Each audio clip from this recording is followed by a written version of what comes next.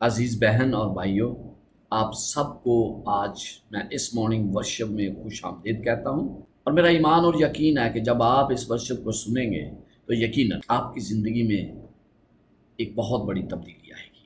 میرا آپ سے سوال ہے، کیا خدا شریروں یا گناہ گاروں کی تباہی کے بارے میں کیسا محسوس کرتا ہے؟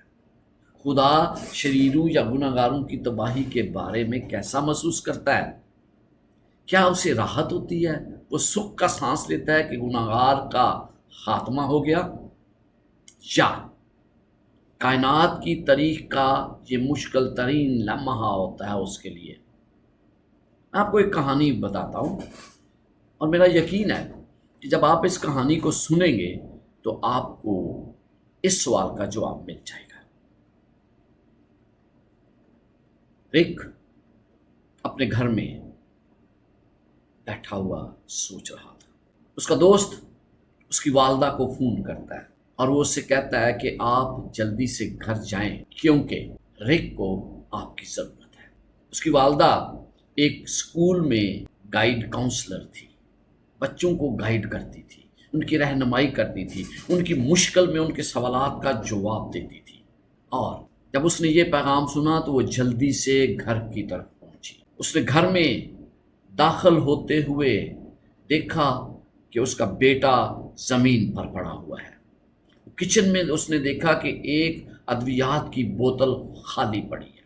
وہ سوچنے لگی کہ کیا ہوا ہے۔ کمپیوٹر آن تھا، اس پر ایک پیغام لکھا تھا۔ اس کے بیٹے نے ایک پیغام چھوڑا، وہ یہ پیغام یہ تھا: یہ جاننا مشکل ہے کہ جب آپ موت کا سامنا کریں تو کیا کہنا ہے، لیکن میں نے سوچا کہ مجھے کچھ کہنا چاہیے۔ خودکشی تمام سوالات کا جواب نہیں ہے، لیکن شاید یہ زندگی سے بہتر ہے۔ میں جانتا ہوں کہ ہر کوئی سوچے گا کہ میں نے خودکشی کیوں کی ہے، لیکن میں یہ بھی بتانا چاہتا ہوں کہ میں ہر ایک سے پیار کرتا ہوں، اور خاص طور پر میں اپنی منگیتر سے بہت پیار کرتا ہوں جس نے مجھے رد کر دیا ہے۔ زندگی رک کے لیے ہمیشہ بڑی اہمیت رکھتی تھی۔ وہ طالب علم بہت اچھا تھا، پڑھنے میں ہونہار، اور پھر کلاس میں ہمیشہ فرسٹ آتا تھا۔ ایک صحت یاب لڑکا، اور وہ دوسروں کی مدد کرتا تھا کہ وہ غلط کاموں کی طرف نہ جائیں۔ اس کی والدہ بیورلی نے کمپیوٹر پر لکھے ہوئے الفاظ کو پڑھا۔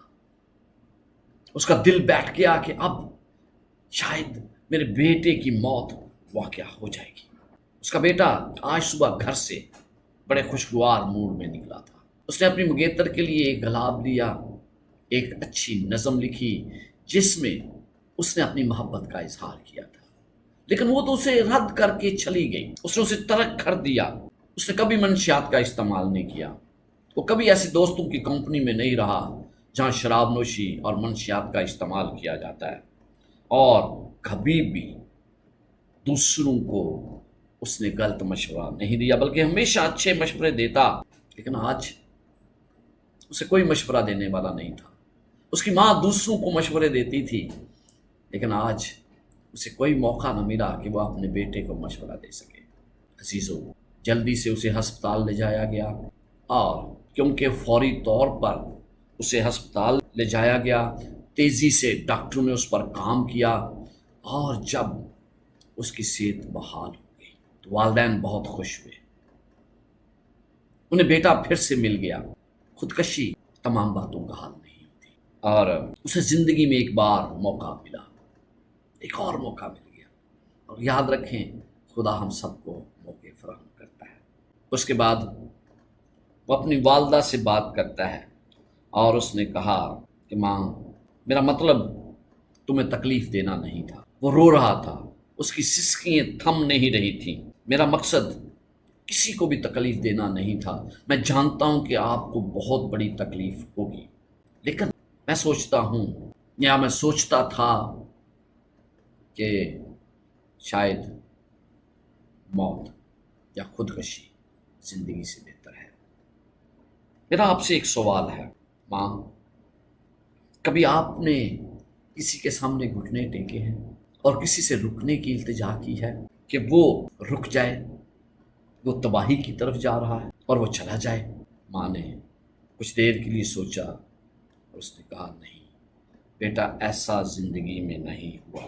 رک نے آہستہ سے ماں سے کہا خدا کے ساتھ ایسا ہوتا ہے، جب بھی ہم میں سے کوئی اس سے دور چلا جاتا ہے خدا کے ساتھ یہی ہوتا ہے۔